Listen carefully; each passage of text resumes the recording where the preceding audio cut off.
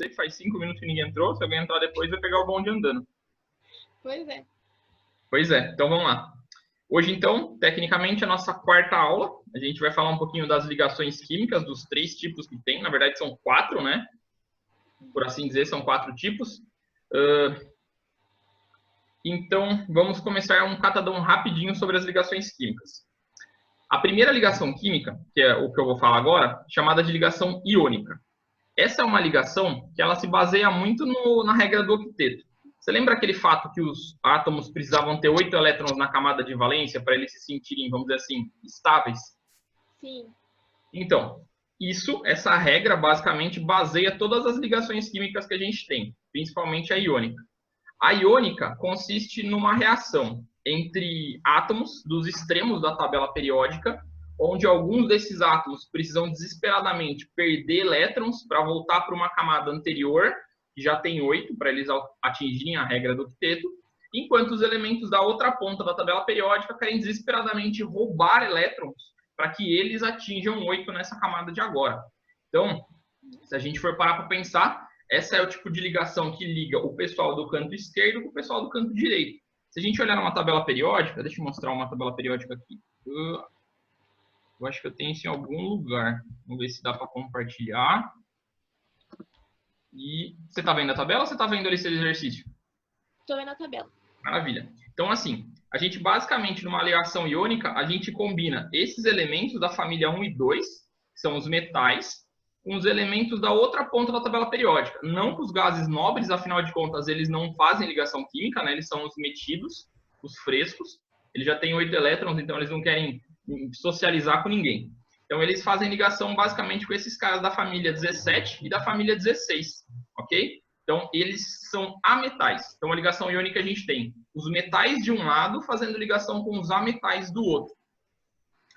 Imagina o seguinte, os caras da família 17, eles propriamente diz, né, eles têm 7 elétrons na última camada, eles precisam sempre roubar 1. Então, eles vão ter uma afinidade muito grande dos elementos da família 1, que querem perder um elétron. Então, é quase que um par romântico, vamos dizer assim. Eles, sempre que eles estão perto um do outro, eles vão fazer uma ligação, e essa é uma ligação muito forte. É muito difícil eu conseguir quebrar uma ligação iônica na base da força. Elas têm muita resistência. Outra curiosidade. Se eu pegar um composto iônico famoso, que é o cloreto de sódio, sal de cozinha, que é o Na da família 1, junto com o cloro da família 17, né, o NaCl, a gente tem um composto branco, né, duro à temperatura ambiente. Todos os compostos iônicos, eles são sólidos à temperatura ambiente. E, portanto, graças a essa característica, vamos dizer assim, ou uma das coisas que essa característica gera, é que as ligações iônicas, elas não conseguem conduzir energia elétrica, certo? Se eu colocar uma tensão elétrica em cima de um material com ligação iônica, esse material não vai conseguir propagar a eletricidade por ele. Por quê? A eletricidade nada mais é do que elétrons em movimento constante. É como se fosse uma corrida de elétrons. Isso é eletricidade. Quando ela bate dentro do material com uma ligação iônica, esse material está segurando tão forte os elétrons, mas tão forte os elétrons, que eles não vão deixar os elétrons dele saírem para ir brincar, vamos dizer assim, para sair correndo junto com a tensão elétrica. E por isso a tensão elétrica não consegue passar por esses materiais, ok? Porém, contudo, todavia, se a gente conseguisse derreter esse material, deixar esse material no estado líquido, né, com uma temperatura muito alta, porque afinal de contas, para mim derreter sal de cozinha, eu preciso de mais de 1000 graus Celsius, aí sim esse material começaria a conduzir um pouquinho energia elétrica, porque os elétrons estariam um pouquinho mais frouxos, vamos dizer assim, e eles conseguiriam acompanhar a descarga elétrica. Ou, outro segredo, é quando eu pego um material iônico e dissolvo ele em água, faço uma solução com ele. Por quê? Quando eu coloco, né, uma ligação iônica na água, acontece um processo chamado solvatação, onde eu quebro essa ligação. As moléculas de água, né, elas meio que se juntam em uma quantidade muito grande e tem energia suficiente para quebrar a ligação iônica. Quando elas quebram essa ligação iônica, a gente sempre tem a formação de íons. Então, uma parte, né, vamos dizer assim, da molécula fica positiva e uma parte negativa. A positiva são os cátions, que normalmente são os metais da família 1 e 2, e a negativa são os ametais, que geralmente são da família 16 ou 17. Então, sempre o positivo é o metal e sempre o negativo é o ametal, tudo bem? Então, se a gente pensar no sal de cozinha, quando eu coloco ele em água, ele vira Na+Cl-. Então, quer dizer que o Na, né, o sódio, ficou positivo porque ele perdeu um elétron, enquanto o cloro ficou negativo porque ele ganhou um elétron. E aí sim, eu conseguiria ter o transporte de energia elétrica através desses íons. Como o cloro estava com um elétron a mais, vamos dizer assim, e eles estavam com diferença de carga, eles conseguem transmitir a corrente elétrica.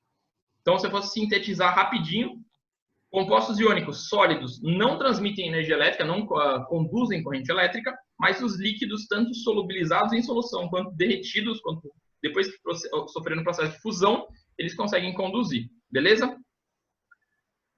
Beleza. É muita E é a informação. ligação mais forte. Oi? É a ligação mais forte. Exatamente. Das 3 ligações químicas, a iônica é sem dúvida a mais forte das 3. Certo. Bom, o segundo tipo é a ligação covalente. Na ligação covalente, vamos pensar que os elementos eles estão mais paz e amor. Eles não querem roubar ninguém e nem serem roubados. Então, eles trabalham emprestando elétrons uns para os outros. Normalmente, imagina só um elemento que tem 6 elétrons na camada de valência. O que ele faz para completar os 8 que ele precisa? Ele pega 2 emprestado com alguém. Então, ele completa 8. Depois que ele usou, vamos dizer assim, aqueles 8, ele pega os elétrons que ele emprestou e devolve para o dono. Então, ele fica sempre compartilhando elétrons. Então, a ligação covalente, basicamente, é um empréstimo de elétrons de um átomo para o outro. Normalmente, os elementos que fazem essa ligação covalente são elementos centrais da tabela periódica. Nenhum elemento da ponta costuma fazer ligação covalente. Ao contrário, eles fazem a ligação iônica, que é a primeira que a gente falou. Então, todo mundo aqui do meio, né, faz ligação covalente. Ou melhor, não todo mundo aqui do meio, mas todo mundo dessa ponta aqui, desse extremo, faz ligação covalente. É normal que a gente tenha sempre ametais se ligando com outros ametais para fazer ligação covalente. É muito comum eu ver um hidrogênio ligado com carbono, com nitrogênio, com oxigênio. Então, toda essa galera aqui do canto, que não está pintado nem de amarelo nem de rosa na nossa tabela, eles fazem a ligação covalente. Tudo bem? Uhum. Então, ó, imagina o seguinte, os elementos da família 14, esses caras têm 4 elétrons na camada de valência. Eles querem completar 8, portanto, eles vão ter que fazer 4 empréstimos, né? Eles vão emprestar 4 elétrons de outros elementos. E eles podem combinar os elementos que eles quiserem. Um caso da água, por exemplo. O oxigênio, ele está na família 16. Então, ele tem 6 elétrons na última camada. Falta 2 para ele. E o hidrogênio, como ele está na família 1, ele só tem 1 elétron, né? Só que esse cara é o único diferentão, vamos dizer assim, porque ele se estabiliza com apenas 0 elétrons, vamos dizer assim. Ele é o único elemento da tabela periódica que não quer 8, ele quer menos. E por isso, ele cede o elétron que ele tem, né, para o elemento oxigênio. Se a gente ligar um oxigênio com 2 hidrogênios, a gente tem a formação da água, porque o oxigênio central ele fica com 8 elétrons, ele fica estabilizado. E os hidrogênios das pontas, né, que não querem elétrons, também estabilizam, só que eles estabilizam com 0. Então, a água é um exemplo de ligação covalente. Se eu fosse parar para pensar e fazer uma analogia, tudo que tem origem natural, vamos dizer assim, da química orgânica, ou tem alguma relação com a química orgânica, tem ligação covalente. Geralmente, as ligações inorgânicas, né, são as ligações iônicas. Então, as que vêm da natureza são as covalentes. Tudo bem? Uhum. Mais uma outra palavra que geralmente a gente ouve junto com ligação covalente é a palavra ligação covalente dativa. O que essa ligação basicamente quer dizer? O que ela faz de diferente de uma ligação covalente normal? A ligação covalente dativa é como se fosse uma pessoa, um benfeitor, vamos dizer assim. Imagina o seguinte, eu já tenho os 8 elétrons que eu preciso para ficar estabilizado, mas eu vou te emprestar 2 sem você me dar nada em troca, simplesmente pelo fato de eu fazer uma boa ação para você, que é um elemento químico que ainda não tem os 8 elétrons que você precisa. Então, eu pego 2 meus, empresto para você, mas você não me empresta nada em troca. Esse ato de amor, vamos dizer assim, é uma ligação dativa, um covalente dativa. Tudo bem? Isso eu nunca tinha ouvido falar. Não? É muito raro a gente ver os elementos que fazem isso. Geralmente são elementos tipo o enxofre, o fósforo. Cadê o fósforo aqui embaixo na tabela periódica? Aqui, ó, do lado do enxofre. Esses caras aqui, né, alguns especialmente, fazem essas ligações dativas, mas não é tão comum. Elas são bem raras de acontecer. Que mais importante que eu tenho que falar de ligação covalente, que eu posso ter esquecido? Bom, A condução elétrica? isso, condução elétrica, muito obrigado. As ligações covalentes, né, por ter esse hábito de emprestar os elétrons de um elemento para o outro, elas também não deixam os elétrons totalmente livres. E isso impede a condução da corrente elétrica. Então, eu não consigo fazer a eletricidade passar em cima de uma ligação covalente também. É muito mais difícil passar na covalente do que passar na iônica, por exemplo.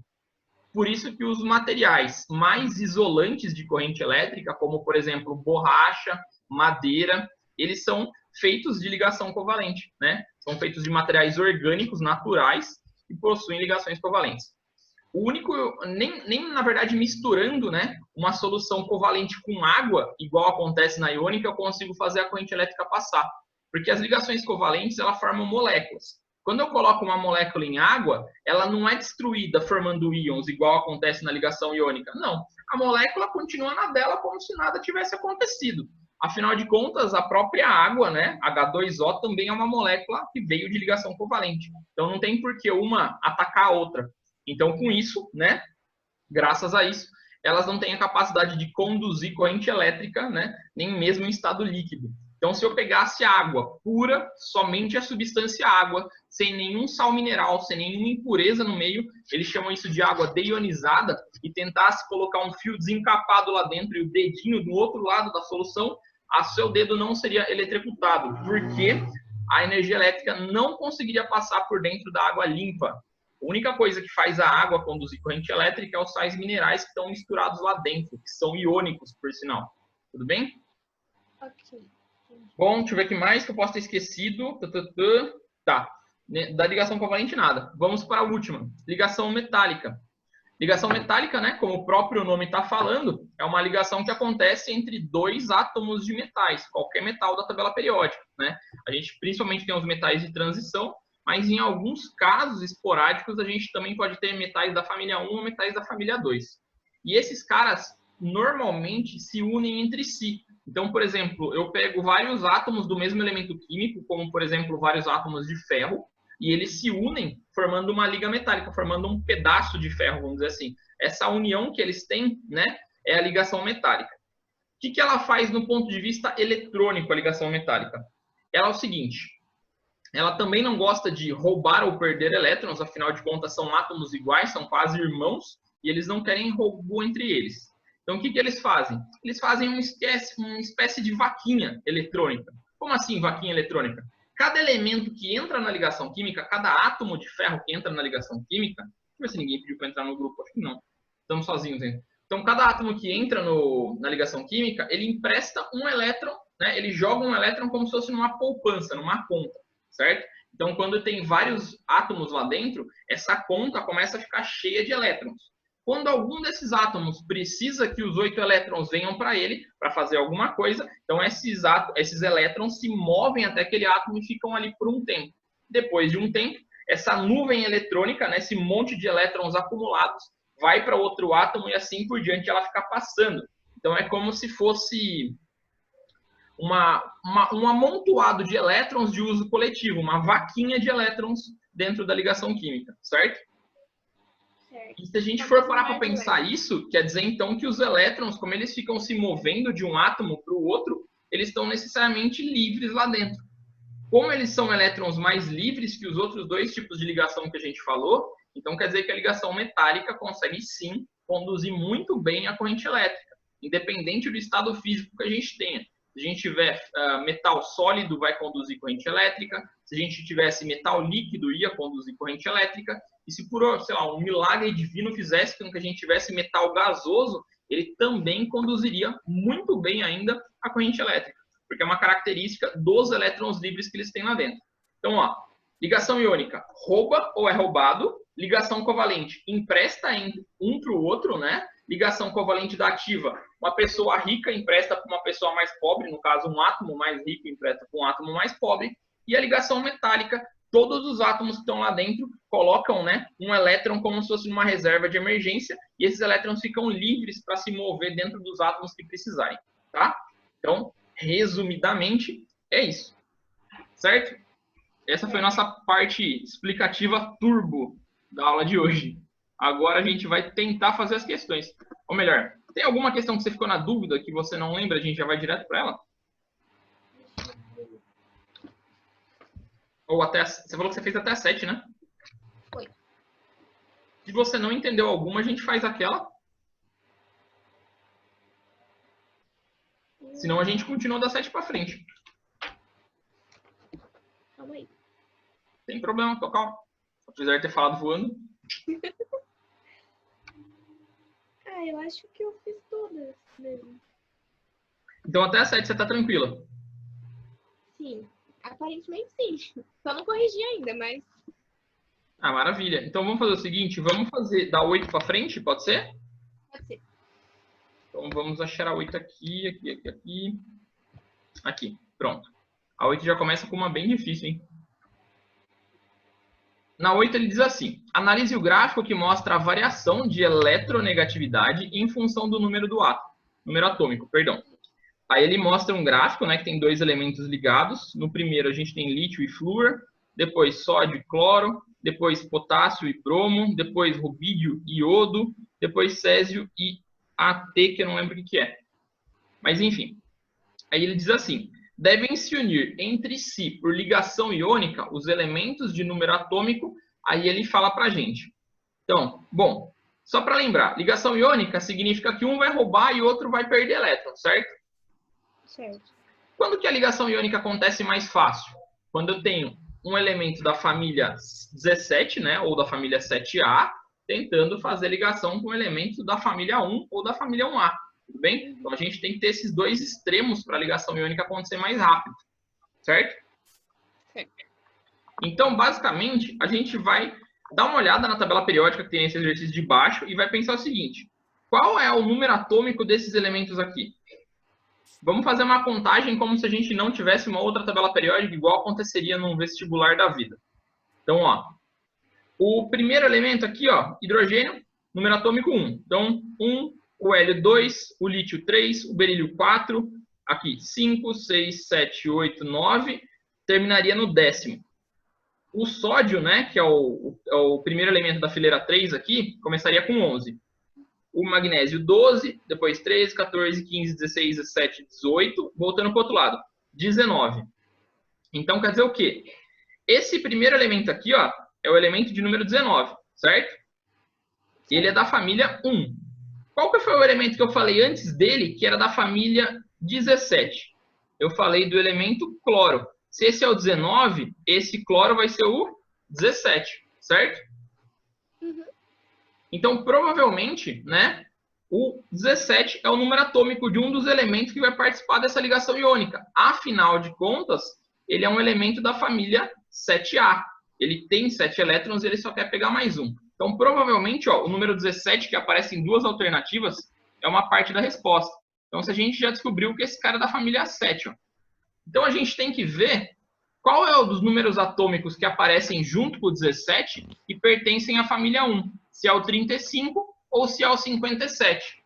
Se a gente encontrar que um desses dois pertence à família 1... O bromo, né? Cadê? Esse já foi direto? Ou o bromo, né? O bromo também está na família 17.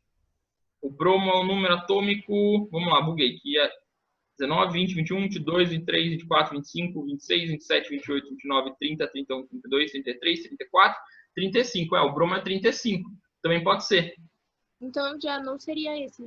Não, porque aqui está dizendo 17 e 35 seria o cloro e o bromo, os dois caras da família 17. Aí eles não conseguem fazer ligação iônica entre eles. Uhum. Provavelmente vai ser o 17 e o 57, mas vamos achar esse 57 para ver quem é. Vamos na tabela periódica que eu desisto, vamos ser mais rápido. É muito difícil assim, né? Também acho. Então, ó, o elemento 57, na verdade, é um terra nova, né? É o lantânio. Ele não se enquadraria na família 1. Então, não daria certo essa nossa analogia. Então, quer dizer que, apesar do número 17, né, ser um cara que faz ligação iônica, o 57 não é um cara que faz ligação iônica. Uhum. Então, vamos continuar testando. Depois, a gente tem aqui, ó, o número 69 e o número 70. O número 69, ele tá... Cadê o número 69? Aqui embaixo também. E o 70 do lado. Eles não estão, né, nessa classificação de família 1A ou família 7A. Então, essa alternativa também não seria. Depois, 15 e 16. 15 e 16 acho que tem mais noção, tem mais lógica, ó. O 15 é o fósforo, 16 é o enxofre. Eles não estão nos extremos, então também não iam fazer ligação iônica. Voltando para cá. 12 e 20. 12 e 20, temos aqui o 12, o magnésio, e o 20 é o cálcio. Os dois são da família 2. Será que eu entendi a pergunta errada e eu estou fazendo errado? Ó, devem unir-se entre si por ligação iônica. O 15 e o 16 não vão se unir por ligação iônica, nem o 17 e o 35, nem o 69 e o 70. Ué, será que eu vi alguma coisa errada? Não é possível. O 12 e o 20, vamos tentar o 12. 12 aqui e o 20 eu já tinha tentado, aí embaixo. Não, também não. O 12 e o 20 também não é. 15 e o 16. 15 e o 16.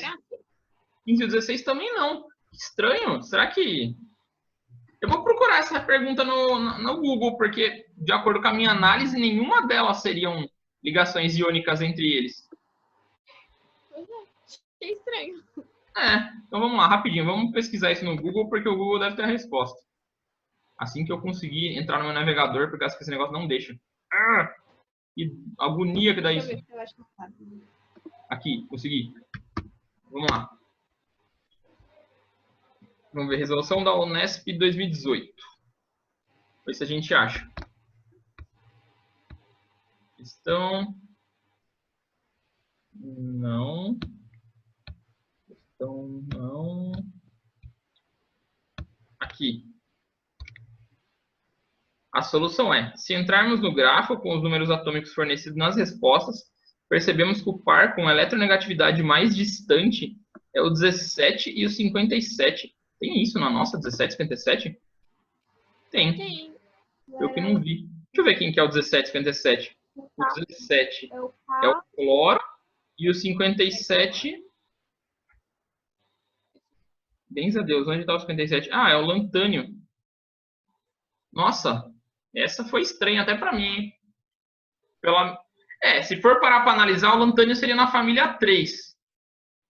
Daria para fazer ligação iônica, mas eu acho que essa seria uma baita de uma pegadinha, viu? Pois é. Eu não Bom, saberia. e até eu buguei nessa aqui. Então a resposta é C, mas muito estranha essa resposta, para ser bem sincero com você, hein? Bom, vamos para a próxima, por desencargo. Nossa, eu fingi que essa não existiu. Oi? Fingi que essa não existiu. Porque a gente já começou com o pé esquerdo, já não deu muito certo isso. Vamos para a próxima, então. A próxima, ela fala assim, dá a tabela periódica e pede, analise a tabela periódica e as seguintes informações a respeito do elemento químico enxofre. Bom, tem massa maior do que a do selênio. Então, se a gente olhar nessa tabelinha que ele mostra aqui, ó, ou melhor, vamos olhar na tabela direita, vai.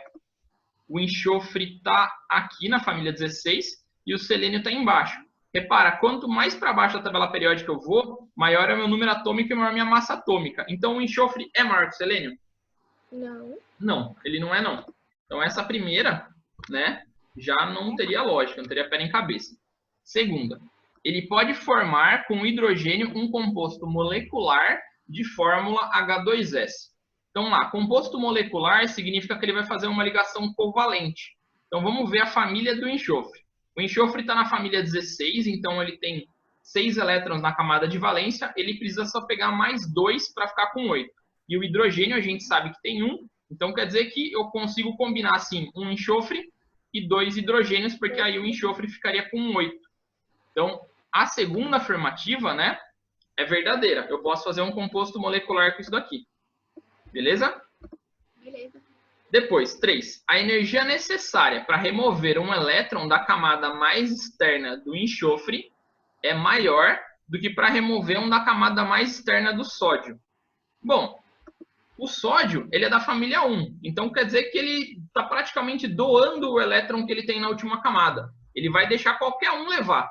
Agora, o enxofre não. O enxofre já tem 6 elétrons. Para ele vai querer segurar os 6 que ele já tem e pegar mais 2 para completar 8. Então, realmente, né, o enxofre tem maior, né, energia de ionização em relação ao sódio. Tá? Então, a energia necessária para remover um elétron, né, do enxofre é maior para o sódio. Isso aqui é verdadeiro também, tá? Próximo, não menos importante, 4. Pode formar com sódio um composto iônico de fórmula Na3S. Então, vamos lá. Quantos elétrons o sódio quer jogar fora mesmo? O quê? O enxofre? O sódio, da família 1. São 11, não é? Então, ele tem 11, mas na camada de valência ele só tem 1 que ele quer jogar fora, certo? Sim. Certo. Então, se eu tenho 3 sódios, a gente entende que esse Na3 aqui quer dizer que são 3 elétrons que o enxofre estaria tendo que pegar para fazer essa ligação química. Só que o enxofre... Com 9. Exatamente, ele ficaria com 9, não com 8. Então, ele vai querer pegar, ele vai poder formar esse composto? Não. Não, então essa aqui é falsa. 2 e 3 são as verdadeiras. Então, letra C. C. Beleza? Beleza. Deu para entender ou ficou muito esquisito? Essa foi de boa. Que bom, maravilha. Bom, próxima, 10. O dia 5 de novembro de 2015 foi marcado pela maior tragédia ambiental da história do Brasil, devido ao rompimento das barragens de rejeito provenientes da extração de minério de ferro na cidade de Mariana, Minas Gerais. Laudos técnicos preliminares indicam uma possível presença de metais como cromo, manganês, alumínio e ferro no rejeito. Qual o símbolo químico de cada um desses metais descritos acima? Essa você conseguiria fazer? Sem tabela? É, eu acho que não. Não é difícil. Ó. O ferro é Fe, o alumínio Al, o cromo Cr. O manganês é o único que eu não sei, eu acho. Então, é Mn. Ele pula o A. Ele pega as duas vogais. Mn.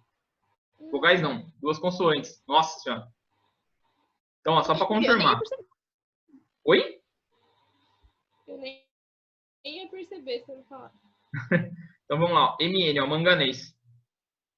Então, a resposta seria essa. O mais difícil mesmo seria ele, mas dos outros tá tranquilo. Até que... eu acho que eu conseguiria fazer, assim. É que eu sou muito insegura com química. Eu fico 2 horas pensando pra ter certeza. Então, geralmente isso acontece por preconceito. As pessoas já tendem a achar que as matérias que elas têm mais dificuldade são mais difíceis do que o normal. Matemática, química, principalmente as áreas de exata, física, também sofrem com isso. Bastante. Nossa, não dá. Mas não se preocupe, vai dar certo. A gente vai conseguir. Ó, na 2, fala assim. Analise a distribuição eletrônica mostrada abaixo. Qual elemento químico presente no rejeito ela pertence? Então, vamos pensar o seguinte, ó. O número mais alto aqui é 4. Então, quer dizer que é um elemento químico da 4ª linha da tabela periódica, certo? Certo. Bom, aí a gente também sabe que a última parte eletrônica dele, né, o nível mais energético, ele tem lá 3D5. Se ele tem 3D5, significa que ele é um metal de transição. Ele fica nesse meio da tabela periódica, nessas colorações aqui meio rosa, certo? Então é um desses caras aqui do meio da tabela. Como que eu sei disso? Todo mundo que termina com D alguma coisa é desse meio. Todo mundo que terminar com S vai ser dessas duas primeiras, dessa parte amarela. Todo mundo que terminar com P vai ser dessa parte azul para verde, tá? Essa parte inteira de trás. E todo mundo que terminar com F é dessas duas linhas aqui de baixo. Ok? Então, S, né? D, P e F. Como terminou com D, é aqui do meio. Agora vamos ver. Ele sabe... Oi? Não entendi. Ui, travou. Apareceu uma mensagem. Admite, ó. A Natália quis entrar. Chamei ela. Não sei se ela entrou. Apareceu agora. Boa noite, Natália. Bom, olhando os elementos que a gente tinha, então, ó, o ferro. Deixa eu colocar em orbitais aqui para ficar mais fácil para a gente ver direto. Ó, o ferro, que é um dos elementos citados, termina com 3D6. Dá para perceber? Ali no cantinho de cima. Aqui, 3D6. Eita, será que caiu? Vocês estão me ouvindo ainda?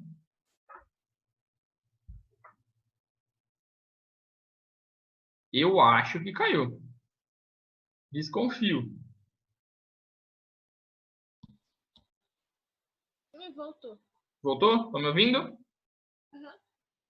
Então, beleza. Ó, o ferro, a distribuição dele termina com 3d6. Então, não é o que a gente está procurando. A gente está procurando um cara que termina com 3d5. Então, além do ferro, quem teria? Tem, ó, o alumínio, o cromo e o manganês. Vamos ver esses três, qual termina com D5. Então, vamos lá. Alumínio termina com 3P1, não é o caso dele. O manganês termina com 3D5 e o cromo também com 3D5. Os dois terminariam igual. Qual que seria a nossa dúvida? O elétron que a gente tem no orbital anterior, no 4s. O manganês tem 4s2 e o cromo tem 4s1. Olhando na nossa distribuição eletrônica do exercício, ó, como ele fala 4s2, quer dizer que ele está falando do manganês. Então, esse elemento aqui, ó, essa distribuição aqui é do elemento manganês. No dia da... Então, distribuição? A quantidade de elétrons? Não entendi. Tipo, que ele tem 25, né? E certo. aí é o número também do manganês. E aí, se fosse direto na tabela e visse, também daria. Ia ser muito mais fácil do que o jeito que eu fiz, na verdade. É uma boa análise essa. Também daria. Eu fui pelo jeito mais difícil, mas funciona também. Muito mais fácil, aliás. Perdão. Então, manganês é a nossa opção. O problema é que, como eu falei para você, eu não sei se eles vão disponibilizar a tabela periódica nos vestibular da vida. Geralmente tem, fica na última folha. Bom, que bom. Tomara que tenha, porque daí já é nossa senhora, um alívio extremo. Assim. Pois é. Bom, letra C, gente. O alumínio normalmente é encontrado na natureza no mineral bauxita, na forma do óxido de alumínio. O óxido de alumínio é uma substância iônica ou covalente. Escreva sua fórmula molecular. Então, ó, óxido de alumínio. Quer dizer que eu estou combinando o alumínio com oxigênio. Toda vez que eu estou fazendo um óxido, eu estou combinando algum metal com oxigênio. Então, imagina só, galera. O alumínio, ó, é um elemento verdinho daqui e o oxigênio, outro elemento verdinho. Sempre que eu combino esses dois verdinhos aqui, que são ametais, que tipo de ligação mesmo que usa somente ametais? Covalente. Exatamente. Então, quer dizer que ali eu tenho uma ligação covalente, certo? Isso já foi metade da pergunta, né? Ele pergunta se é uma substância iônica ou covalente. Ah, então é covalente. Aí ele pede para a gente escrever sua fórmula. Então, a gente vai de novo olhar na tabela. O alumínio, ele está na família 3A, se eu não me engano. Então, quer dizer que esse cara vai ter 3 elétrons na camada de valência, ok? Então, cada um desses caras vai querer perder 3 elétrons. O oxigênio, por outro lado, está na família 16. Então, quer dizer que esse cara, né, ele vai querer ganhar 2 elétrons. Então, pensa comigo, gente. Se eu tenho um alumínio doando 3 e o oxigênio pegando 2, o que eu vou ter que fazer? Eu vou ter que usar 2 alumínios, assim vão ser 6 elétrons doados, e 3 oxigênios, porque cada oxigênio pega 2 elétrons, então 3 vezes 2, 6 elétrons que eles vão ter que roubar. Então, como é que ficaria a minha fórmula? Ficaria Al2O3. Tudo bem? Fez sentido ou ficou muito retardado? Fez sentido. Maravilha. Então, resposta, né, da C ficaria assim: Al2O3 e é uma ligação covalente, uma substância covalente. Letra D, a última dessa daqui. Pergunta assim: o rejeito de mineração representa uma mistura homogênea ou heterogênea? Então vamos pensar do que vocês viram na imagem da televisão. Vocês viram as reportagens sobre isso? Não. Não? É como se fosse uma avalanche de lama, um monte de lama descendo em cima das casas. Olhando de cima do helicóptero, parecia que era um monte de barro, né? Se a gente for pensar nisso, o barro tem aspecto de substância homogênea ou heterogênea? Não sei, parece homogênea. Exatamente. O aspecto de substância homogênea, por mais que a gente saiba, tem muitos componentes ali no meio, o aspecto dele a gente só consegue ver uma fase meio marrom avermelhada de terra, né, vamos dizer assim. Então quer dizer que era uma solução, um rejeito, né, homogêneo, uma solução homogênea, uma mistura homogênea. Tudo bem? Beleza. 11, nosso tempo está quase acabando, daqui a pouco ele corta a gente para variar e eu vou estar falando. Ele diz assim: o hidrocarboneto, representado pela estrutura química a seguir, pode ser isolado a partir das folhas ou das flores de determinadas plantas. Além disso, sua função é relacionada, entre outros fatores, a seu perfil de insaturações. Só para lembrar, galera, o termo insaturação é quando tem alguma ligação dupla ou tripla. Essa molécula que ele desenhou é uma molécula orgânica, tá? Toda vez que eu tiver 2 pauzinhos, significa que eu tenho uma ligação dupla. Toda vez que eu tiver 3 pauzinhos, é uma ligação tripla. Tudo bem? Tudo bem. Aí ele fala, considere esse perfil específico e diga quantas ligações π a molécula contém. Tá, só para entender, galera. A ligação covalente, sempre que ela está compartilhando, ela pode compartilhar um máximo de 3 elétrons. Então, imagina o seguinte. Quando eu tenho um átomo compartilhando um elétron com outro átomo, ele faz uma ligação simples, ok?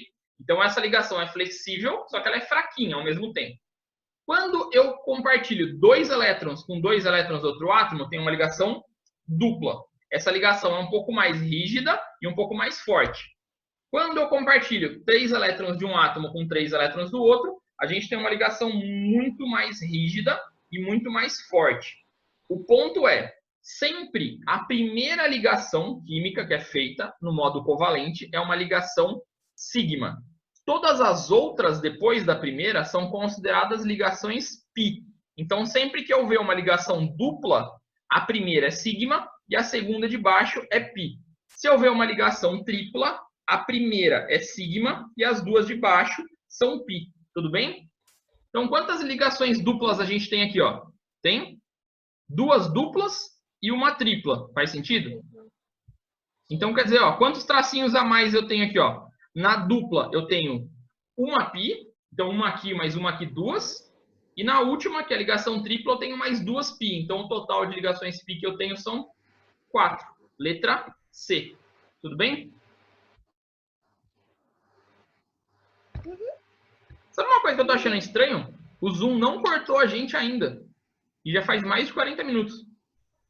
Vamos seguindo. Vamos Acho que indo. tá dando desconto, né? Eu acho que é por causa da instabilidade, não sei. Deve ser alguma coisa assim. Quando a gente menos esperar, ele corta. Exatamente. E a Natália, que estava dentro do grupo, ela caiu de novo, coitada.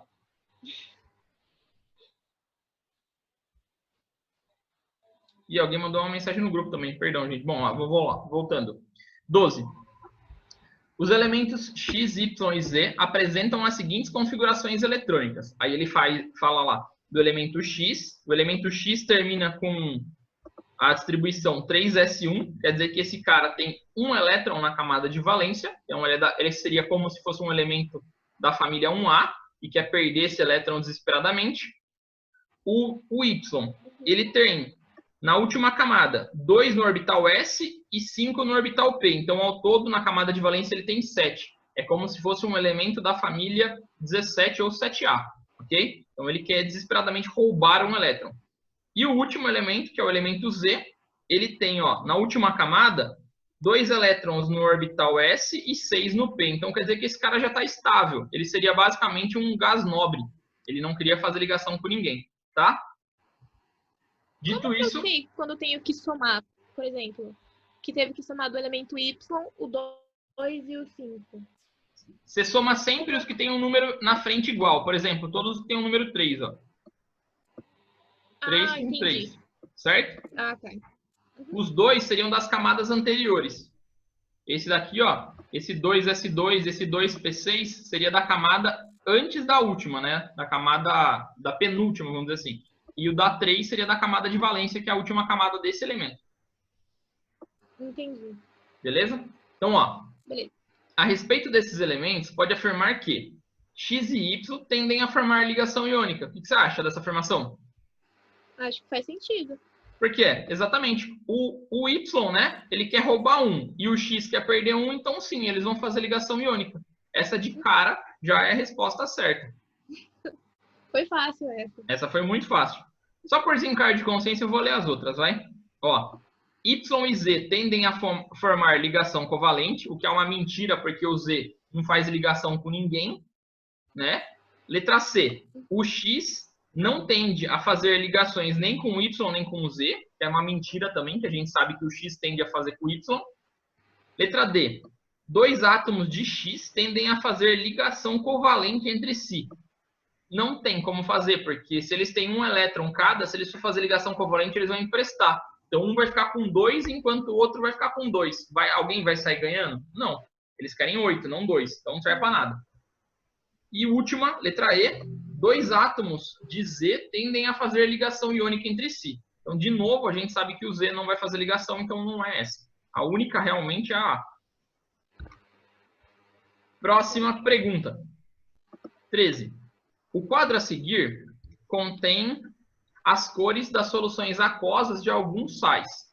Aí ele fala, sulfato de cobre fica azul, sulfato de sódio fica sem cor, cromato de potássio fica amarelo e nitrato de potássio também fica sem cor.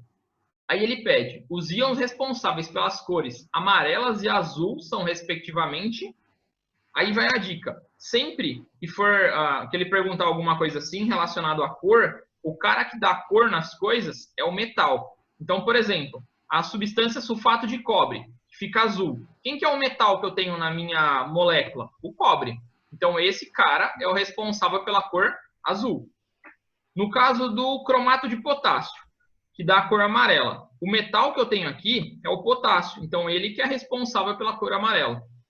Então, se a gente tivesse que colocar, respectivamente, os responsáveis pela cor amarela e azul, seria quem? Amarela, o potássio, né? K+, e azul, o cobre. E vai ser Cu2+. Então, letra B seria a resposta certa. Tudo bem? Tudo bem, entendi agora. Deu Sozinha pra eu acho que eu entender? não conseguiria fazer, não. Oi? Eu não saberia que o metal é o que dá a cor. Mas agora eu consigo. Então, na verdade, eu percebi que tem alguns exercícios que estão perdidos aqui, mas são de outros temas. Esse daqui é um deles. Depois disso, esse daqui, ó, de química, é de química orgânica, não era para estar aqui, mas a gente está fazendo. Uma hora eu vou chegar nessas aulas. Bom, vamos ver o 14 agora. Está quase acabando, falta 2. O 14 ele diz assim, ó. Cadê o resto da pergunta do 14? Está do outro lado. No ar que respiramos, existem os chamados gases inertes. Trazem curiosos nomes gregos que significam o novo, o oculto, o inativo. E, de fato, são, de tal modo, inertes, tão satisfeitos em sua condição que não interferem em nenhuma reação química, não se combinam com nenhum outro elemento e, justamente por esse motivo, ficaram sem ser observados durante séculos. Só em 1962, um químico, depois de longos e engenhosos esforços, conseguiu forçar o estrangeiro, que é o xenônio, a combinar-se fugazmente com o flúor, ávido e vivaz. E a façanha pareceu tão extraordinária que lhe foi conferido o prêmio Nobel. Então, o cara ganhar um prêmio Nobel só porque ele conseguiu fazer uma ligação química entre um gás nobre e um outro elemento, né, que é o flúor. Aí diz assim, qual propriedade do flúor justifica a sua escolha como reagente para o processo mencionado? Bom, por que ele escolheu o flúor como elemento para tentar fazer a ligação com o gás nobre? Você lembra quem que é o flúor? Que família que ele está?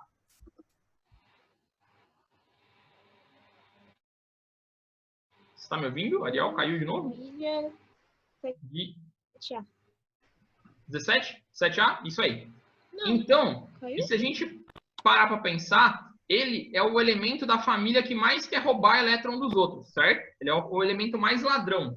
E se a gente pensasse na eletronegatividade, como ele está no topo da família, esse cara é o elemento mais eletronegativo da tabela periódica inteira. Então, se tivesse alguém que conseguisse roubar um elétron, seria esse cara. É o melhor ladrão da tabela periódica, o que tem maior eletronegatividade. Provavelmente, foi justamente por isso que ele foi escolhido para fazer a reação com gás nobre. Então, qual característica que concedeu a ele essa capacidade? A sua eletronegatividade. Letra C. Tudo bem? Tudo bem. Bom, última... Eletronegatividade, então... Não entendi, cortou agora. Minha vez de dizer que cortou. Tem mais... Como fala? Capacidade de... mais negativo é... mais ladrão. Mais facilmente ele rouba o elétron de alguém. Ele reage muito bem. Certo? Maravilha. 15 e última. Essa daqui está assim. pesquisadores do Instituto de Tecnologia de Massachusetts, nos Estados Unidos, da Universidade de Colômbia Britânica, no Canadá, descobriram que nanofios de nióbio podem ser usados para desenvolver supercapacitores muito eficientes.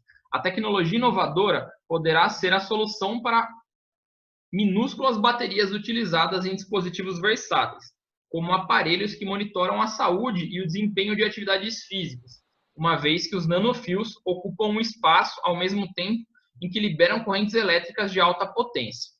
Outros armazenadores de energia, como baterias e células de combustíveis, não se mostram muito eficientes quando reduzidas a microespaços, além dos chamados wearable gadgets, acessórios que podem ser incorporados ao corpo ou vestidos. Os supercapacitores à base de nióbio poderiam ser úteis para micro-robôs autônomos e drones, que também demandam alta potência.